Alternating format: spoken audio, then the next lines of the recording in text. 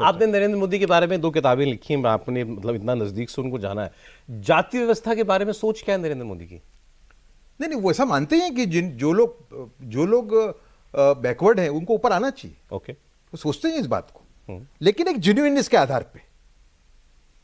कांग्रेस का तो पूरा ऐसा है कि भाई हिंदू बढ़ जाए और मुसलमान एक हो जाए। आज कांग्रेस की हालत क्या है? आज कांग्रेस को अरशद मदनी सपोर्ट करते हैं। अरशद मदनी कौन है? अरशद मदनी तालिबान को सपोर्ट करते हैं, जिसने हमारा कंधार हाईजैक करवाया था। अभी फिल्म आई तो मैं उसका संदर्भ बताऊं आपको। जो हाईजैकिंग हुआ था कंधार वाले प्लेन का 2000, बिल्कुल ठीक। तो वो तो इन्होंने ही करवाया था। वो लोग ही थे सब। ये भी देवबंदी है, वो भी देवबंदी है। तो अरशद मदनी आज भी ओपनली तालिबान को सपोर्ट करते हैं और कांग्रेस को और समाजवादी पार्टी को यहां पे सपोर्ट करते हैं। तो कांग्रेस का जो पूरा नैरेटिव क्या है? कांग्रेस का नैरेटिव ये है कि हिंदू डिवाइड हो, ठीक है, जो भी पछड़ी के नाम पे, इसके नाम पे, और मुसलमान एक हो और हम पावर में आ जाएं।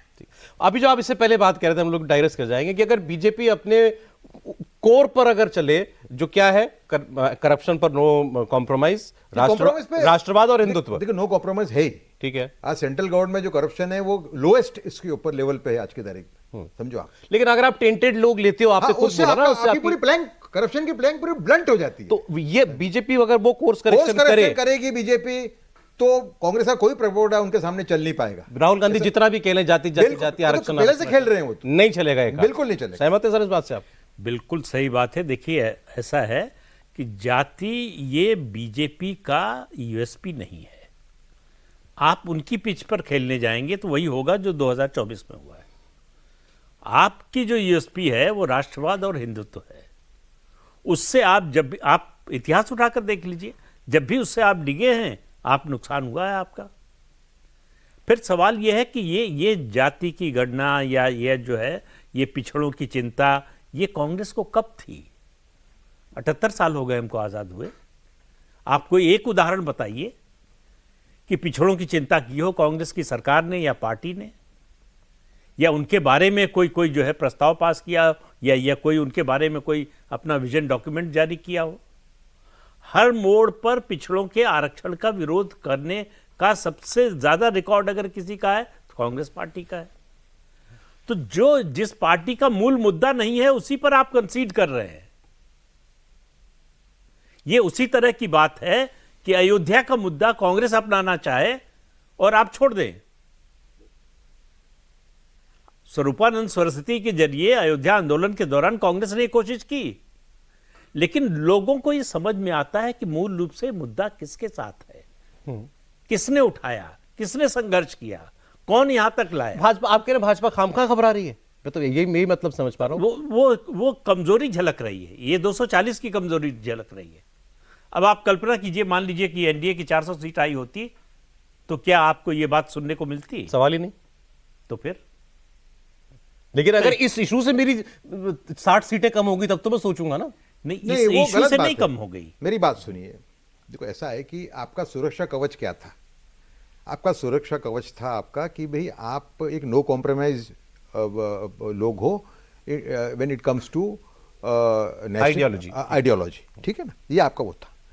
एक बार आपका सुरक्षा कवच उतरता है, उसके 2 ही कारण है जो फिर से मैं रिपीट करूंगा।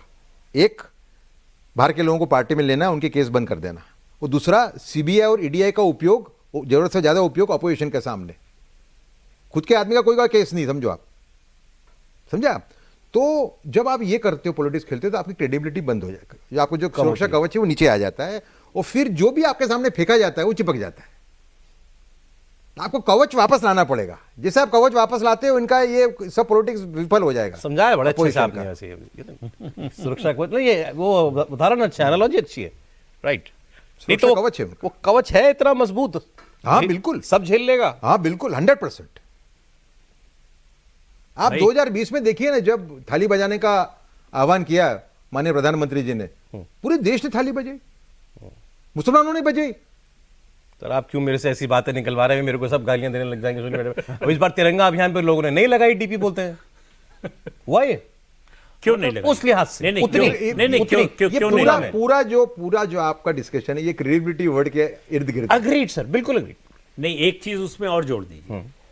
वो होता है किसी भी लीडर का, जो नेशनल लीडर है या स्टेट का लीडर है उसका भी, वो पॉलिटिकल कैपिटल। नरेंद्र मोदी की सबसे बड़ी ताकत उनकी पॉलिटिकल कैपिटल थी। उन्होंने कहा गैस की सब्सिडी छोड़ दो, छोड़ दी लोगों ने। उन्होंने कहा रेलवे की सब्सिडी छोड़ दो, छोड़ दिया लोगों ने।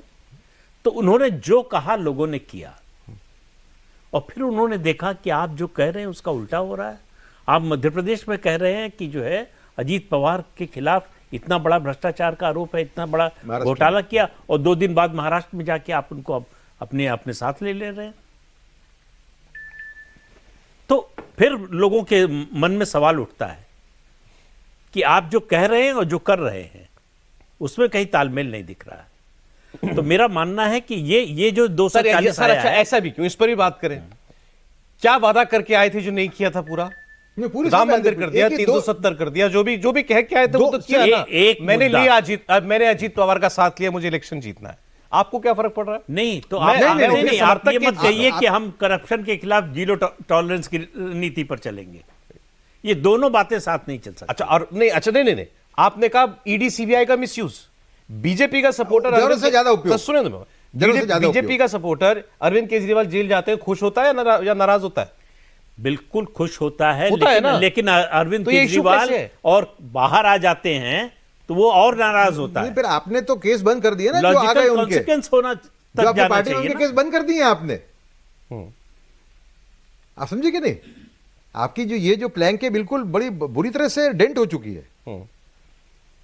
आपको मैं अभी भी मानता हूं, मैं अगर होता यहाँ पे तो एक भी बाहर वाले पार्टी को लेता नहीं अंदर। अच्छा चलो, अब ठीक, ये इलेक्शन के बाद, ये रिजल्ट के बाद में, जिसे चंपई सोरेन को लिया अभी इन्होंने, और कोई को भी लिया, दिल्ली में लिया, ठीक। ये आप वो कवच वाली बात याद आ गई मुझे। ये कवच अपना ऊपर रखो, मत करो ये काम, तो तुम झेल लेते सब कुछ।